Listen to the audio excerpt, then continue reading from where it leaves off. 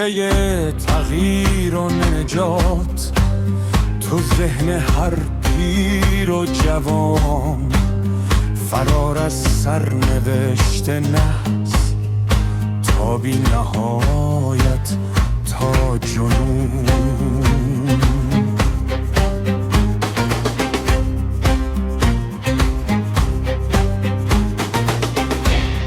سال سقوط، سال فرار، دیکتاتوری در اضطراب، سال عروج خشم و کین، سال سیاه صفر و چار.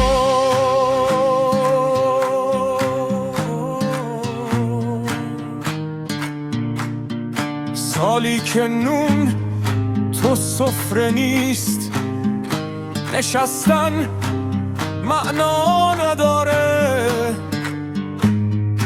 تو این روزای سرد دی، گرمای خون و انقلاب.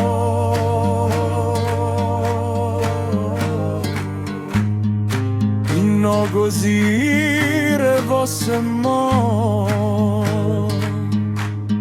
سیر سعودی نجات.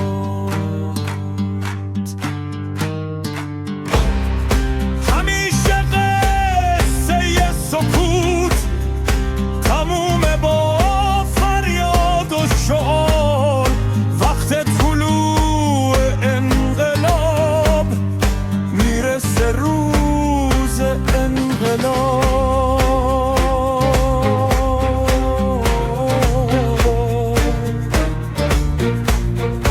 میرسه روز